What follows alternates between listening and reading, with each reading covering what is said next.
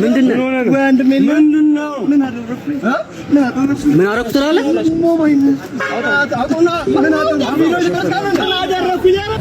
የመረጃ እነሱ መንገድ ላይ ምናምን አግኝተው ምናምን አይደለ እንትን ያሉት። እኔ እኮ ቤድሩም ውስጥ ያለ ፋይል እኮ ነው።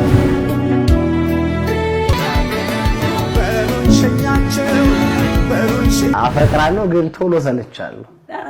እውነት ለዛ መስካውን ያላገባሁት በዚህ አጋጣሚ ድረድስ ጥዶ አንተክትኮ ለኔ ነበር ያ ነገር ላይ ሊገለብጥብኝ ምን እናረጋለን?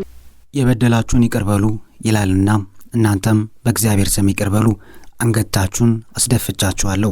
ይህ በቅርቡ በማህበራዊ ሚዲያ ላይ ሰበር ዜና ሆኖ የወጣው የጋዜጠኛ ሶፎንያስ ዋሲሁን የይቅርታ አጭር ጽሑፍ ነው። ነገር ግን ቆም ብለን እንጠይቅ። ለመሆኑ የኢትዮጵያን ሕዝብ ባህል፣ ሃይማኖት፣ ታሪክ የናቀም ማህበረሰቡ በጽኑ የሚያወግዘንና እንደ ትልቅ እርኩሰት የሚቆጥረውን የግብረ ሰዶምን ተግባር የፈጸመ ሰው በይቅርታ ማስታወሻ ብቻ በቀላሉ ሊታለፍ ይችላልን? ማንም ኢትዮጵያዊ ሊቀበለው የማይችለውን ከማህበረሰብ አልፎ ሰማይና ምድርን የሚያስቆጣውን ይህንን ዘግናኝ ተግባር ፈጽሞ ዛሬ ድንገት ብቅ ብሎ ይቅር በሉኝ ማለት መሳለቅ አይደለምን? አዎ፣ የአሻም ቴሌቪዥን ከወራት በፊት የወሰደው የማባረር እርምጃ ገና የጭራው ጫፍ ነበር። ዛሬ ግን የጉዱ ማሰሮ ተከፍቷል። መላው የኢትዮጵያ ሕዝብ አንገቱን እንዲደፋ ያደረገው ማንም ሊመረው የማይችለው ይህ አደገኛ ቅሌትና የሶፎንያስ የዛሬው ድራማ ከጀርባው ምን ይዟል? እስከ መጨረሻው አብራችሁን ቆዩ። ማህበረሰቡን እያስቆጣ ያለውን እውነተኛ ገጽታ በዝርዝር እንፈትሻለን። እስከዛው ድረስ ቻናሉን ሰብስክራይብ፣ ቪዲዮ ላይክ እንዲሁም ደግሞ ሼር እያደረጋችሁ የቪዲዮን መረጃ እስከ መጨረሻው ድረስ እንድትከታተሉ ስንል በአክብሮት እንጋብዛለን። የተከበራችሁና የተወደዳችሁ የቻናላችን ቤተሰቦች ዛሬ ይዘንላችሁ የቀረብነው ጉዳይ ተራ የፖለቲካ ወይም የስፖርት ወሬ አይደለም። የኢትዮጵያን ማህበራዊ መሰረት፣ የሞራል እሴትና ሃይማኖታዊ ክብር የሚገዳደር እጅግ አሳዛኝና አሳፋሪ ክስተት ነው። እንደምናውቀው እኛ ኢትዮጵያውያን በማንነታችን በባህላችንና በሃይማኖታችን ላይ የሚመጡ ነገሮችን በፍጹም አንደራደርም። ማህበረሰባችን ሊሸከም የማይችላቸው ሲሰሙት እንኳን ቆዳን የሚወሩ ወንጀሎችና ድርጊቶች አሉ። ከነዚህ መካከል ደግሞ ከሀገሪቱ ሕግ አልፎ በሁሉም ሃይማኖቶች ዘንድ በጽኑ የተወገዘውና እንደ ከባድ ርኩሰት የሚታየው የግብረ ሰዶም ተግባር ቀዳሚውን ስፍራ ይይዛል። ታዲያም በአንድ ወቅት በብዙ ሺዎች በሚቆጠሩ ወጣቶች ዘንድ እንደ አርአያ ይታይ የነበረው በሶፊ ሾው ዝግጅቱ በየሳሎኖች ብቅ እያለ የነበረው ጋዜጠኛ ሶፎንያስ ዋሲሁን ስም ከዚህ አስነዋሪ ተግባር በኋላም ማህበረሰቡን መብረቅ እንደመታውን ያደረገው ጉዳዩ በማህበራዊ ሚዲያ ላይ በድምጽና በምስል ሲሰራጭ ብዙዎች መጀመሪያ ላይ ማመን አቅቷቸው ነበር። ነገር ግን እውነቷ ሲጋለጥ የተፈጠረው ቁጣ ወደር የለውም። የኢትዮጵያ ሕዝብ ይህንን ተግባር በፍጹም አይታገስም፣ አያስተናግድምም። ማንም ኢትዮጵያዊ ልጁ፣ ወንድሙ ወይም የሚወደው ጋዜጠኛ በዚህ የቆሻሻ ህይወት ውስጥ ሲገኝ በቀላሉ እጁን ዘርግቶ አይቀበለውም።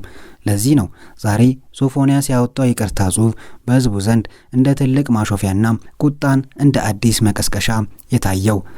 ነገሩን ይበልጥ ግልጽ ለማድረግ የቆየውን ታሪክ መለስ ብለን እንይ። ክስተቱ የጀመረው ከወራት በፊት በተለይም ህዳር 29 ቀን ነበር። በወቅቱ በተለያዩ የማህበራዊ ሚዲያ መድረኮች ላይ በድምጽ በጽሁፍና በተንቀሳቃሽ ምስል ጭምር የተደገፈ መረጃ ተሰራጨ። ያ መረጃ ተራ ወሬ ሳይሆን የጋዜጠኛ ሶፎንያስ ዋሲሁንን ስውር ህይወትና ከኢትዮጵያ ባህል ወግ እንዲሁም ሃይማኖት ሙሉ በሙሉ ያፈነገጠ ተግባር ፍንጭ የሚሰጥ ነበር። ይህ መረጃ እንደወጣ ሶፎንያስ ተቀጥሮ ይሰራበት የነበረው የአሻም ሚዲያ ትሬዲንግ አክሲዮን ማህበር ትልቅ ድንጋጤ ውስጥ ገባ። ምክንያቱም ተቋሙ በኢትዮጵያ ህዝብ ዘንድ የሚታወቅበትና የሚመራበት የራሱ ኤዲቶሪያል ፖሊሲ ያለው፣ ህዝብ የሚያከብረውን ባህልና እምነት ማክበር ደግሞ የሚዲያው ቀዳሚ ግዴታ ነበር። በመሆኑም ተቋሙ ወዲያውኑ በነጋታው ህዳር 30 ቀን አስቸኳይ መግለጫ ወጣ። በመግለጫው ላይ አሻም ሚዲያ እንዳስታወቀው ሶፎንያስ ዋሲሁን የዜና አቅራቢና የሶፊ ሾው መዝናኛ ፕሮግራም አዘጋጅ የነበረ ቢሆንም የተሰራጨው አስነዋሪ መረጃ ግን ከተቋሙ እሴት ጋር ሙሉ በሙሉ የሚጻረር መሆኑን አረጋገጠ። አሻም ሚዲያ ጉዳዩን እንደሰማም ሶፎንያስን ማብራሪያ እንዲሰጥ ጠይቆት ነበር። ነገር ግን የሶፎንያስ ምላሽ ምን ነበር? ጥፋቱን በግልጽ ከመናገር ይልቅ አሁን ራሴን ለማስተካከል ለማከብ ጸበል ገብቻለሁ ከሚል አጭር ቃል ውጪ ሌላ ዝርዝር መረጃን ለመስጠት ፈቃደኛ አልሆነም። የምላሹ ራሱ ድርጊቱን በውስጥ ታዋቂነት ያመነበት መሆኑን የሚያሳይ መግለጫ ነበር። አሻም ሚዲያ ይህንን ከባድ የማህበረሰባዊ እሴት ጥሰት በፍጹም ሊሸከሙ አልቻለም። በመግለጫው ላይም ጋዜጠኞች የተሰማራበት ድርጊት የሚዲያውን ኤዲቶሪያልም ሆነ የማህበረሰቡን እምነትና እሴት በጽኑ የሚጻረር በመሆኑ ድርጊቱን በከፍተኛ ቃላት እንደሚያወግዝና የተግባሩ ተቋሙን እንደማይወክል በይፋ አስታወቀ። በመጨረሻም በፈጸመው ከባድ ጥፋት ምክንያት የነበረው የሥራ ውል ከህዳር 30 ቀን ጀምሮ በሙሉ መቋረጡን ታወጀ። ይህ እርምጃ በወቅቱ ማህበረሰቡን በከፊልም ቢሆን ያረጋጋ ነበር። ምክንያቱም እንደዚህ አይነት ኢባህላዊና እርኩስ ተግባራትን በቸልተኝነት የሚያልፉ ሚዲያዎች በህዝቡ ዘንድ ክፉኛ ይረገማሉ። አሻም ሚዲያም ሶፎንያስን አባሮ ራሱን ቢያድንም የሶፎንያስ ስም ግን በማህበረሰቡ ዘንድ ሙሉ በሙሉ ረክሷል። ከዚያ ክስተት በኋላ ሶፎንያስ ስልኩን አጥፍቶ ከሰው እይታ አርቆ በዝምታ ለመደበቅ ተገደደ። ነገር ግን ያ ዝምታ ጥፋቱን የሚያጥብም አልነበረም። እንግዲህ ያ ሁላ ታሪክ አልፎ ዛሬ ጋዜጠኛ ሶፎንያስ ዋሲሁን በፌስቡክ ገጹ ላይ ብቅ ብሏል። ነገር ግን የመጣበት መንገድ በኢትዮጵያውያን ዘንድ ይበልጥ ቁጣን እየቀሰቀሰ ይገኛል። ሶፎንያስ በጽሁፉ ላይ ለቤቴ በቅቻለሁ፣ መድኃኔዓለም ስለማረኝ፣ ለታላቁ ክብር ስላበቃኝ ደስ ብሎኛል ብሏል። አክሎም ቃሉ የበደላችሁን ይቅርበሉ ይላልና እናንተም በእግዚአብሔር ስም ይቅርበሉኝ ሲል ማህበረሰቡን ተማጽኗል። ለመሆኑ ሃይማኖትንና የእግዚአብሔርን ስም በመጥቀስ ማህበረሰቡ በጽኑ የሚጣላውን የግብረ ሰዶምን ወንጀል በቀላሉ ማጠብ ይቻላልን? ማህበረሰባችን ሰው አይሳሳትም የሚለውን መርህ የሚጠቀመው ለተራ ድክመቶችና ስህተቶች ነው።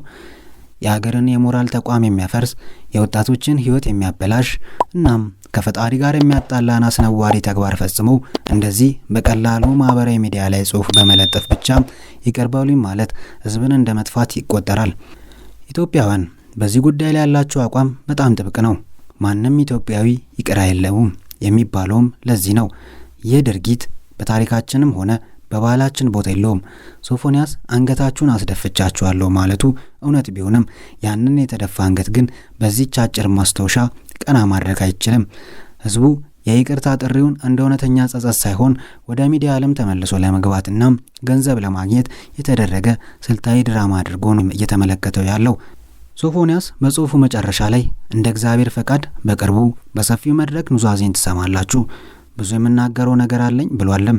ይህ አባባሉ የኢትዮጵያን ህዝብ ይበልጥ አስቆጥቷል። ለመሆኑ ከዚህ በላይ ምን ሊናገር ነው የፈለገው? የፈጸመውን አሳፋሪ ተግባር በዝርዝር ሊተርክልን ነው ወይስ ራሱን ንጹህ ለማድረግ ሌላ ሰበብ ሊፈልግ? ማህበረሰቡ እያለ ያለው አንድ ነገር ብቻ ነው። የኢትዮጵያ ሚዲያ መድረኮች እንደዚህ አይነት ባህል አውዳሚ የሆኑ ሰዎችን መልሰው የሚያስተናግዱበት ቦታ ሊኖራቸው አይገባም። በሀገራችን ስነ ምግባርና ክብር ትልቁ ዋጋ አላቸው። ሶፎንያስ ወደ ጸበል ማግባቱና ተፈወስኩ ማለቱ በግል ህይወቱ ከፈጣሪው ጋር የሚጨርሰው ጉዳይ ሊሆን ይችላል። ነገር ግን ወደ ህዝብ መድረክ ተመልሶ እንደ ቀድሞ ለመንቀሳቀስ ማሰቡ ግን ፍጹም ተቀባይነት የሌለውና ህዝቡን በድፍረት መገዳደር ነው። ይህ የጋዜጠኛ ሶፎንያስ ዋሲሁን ታሪክ ለአሁኑ ትውልድ ትልቅ ማሳሰቢያ ነው። ዛሬ በማህበራዊ ሚዲያ ላይ እናም በተለያዩ መንገዶች ወደ ሀገራችን የሚሰገሰጉ የግብረ ሰዶምና መሰል አስነዋሪ ባህላዊ አወራራዎች ምን ያህል ስር እየሰደዱ መሆናቸውን ያሳየ ክስተት ነው። ታዋቂ ሰዎች፣ ጋዜጠኞችና ወጣቶች በዚያ ዙሪት ውስጥ ሲገቡ ዝም ብለን የምንመለከት ከሆነ የነገዋ ኢትዮጵያ የማንነቷ መሰረት ይናጋል። ስለዚህ ማህበረሰባችን እንደዚህ አይነት ድርጊቶች ሲከሰቱ በጽኑ ማውገዝና መድረክ መከላከል አለበት። የአሻም ሚዲያ የወሰደው እርምጃ በወቅቱ ተገቢ እንደነበር ሁሉ ዛሬም ማህበረሰቡ ይህንን የቅርታ ድራማ በንቃት ሊከታተሉና ሊመክረው ይገባል። ባህላችንን እንዲሁም ደግሞ እምነታችንን መጠበቅ የሁላችንም የጋራ ኃላፊነት ነው። የተከበራችሁ ተመልካቾቻችን የጋዜጠኛ ሶፎንያስ ዋሲሁን የዛሬው የቅርታ መልእክት የኢትዮጵያውያንን ቀይ መስመር የረገጠ ነው። የቆየው የአሻም ሚዲያ መባረር ታሪክ ዛሬ በባሰ ቁጣ እንዲቀሰቀስ ምክንያት ሆኗል። ማህበረሰባችን ለማንኛውም ጥፋት ይቅርታ ሊኖረው ይችላል። ነገር ግን ማንነቱን፣ ባህሉንና ሃይማኖቱን ለሚያረክስ ተግባር ግን በፍጹም ይቅርታ የለውም። ሶፎንያስ በቀላሉ ወደ ህዝብ ልብ ሊመለስ የሚችልበት ምንም አይነት እድል የለውም። እናንተስ በዚህ ጉዳይ ላይ ምን ታስባላችሁ? ሶፎንያስ የግብረ ሰዶም ቅሌት ውስጥ ከገባ በኋላ ዛሬ በእግዚአብሔር ስም ይቅርታን መጠየቁ እንዴት ትመለከቱታላችሁ? ማህበረሰቡስ በቀላሉ ሊቀበሉ ይገባል ወይስ በፍጹም? አስተያየታችሁን በኮሜንት መስጫው ላይ በግልጽ አስፍሩልኝ። ይህንን ማህበረሰባዊ ግንዛቤ የሚፈጥር ቪዲዮ ለሌሎች እንዲደርስ ላይክ እና ሼር ማድረጋችሁንም በፍጹም እንዳትረሱ። ለቻናላችን አዲስ የሆናችሁ ደግሞ ሁልጊዜም እውነተኛና ወቅታዊ መረጃዎችን ለማግኘት ከመድረኩ ጀርባ የዩቲዩብ ቻናላችንን አሁኑኑ ሰብስክራይብ በማድረግ የደውሉ ምልክቷን ይጫኑ። ስለተከታተላችሁን ከልብ አመሰግናለሁ። የሀገራችን ባህል ወግና እምነት ፈጣሪ ጠብቅ። ሰላም።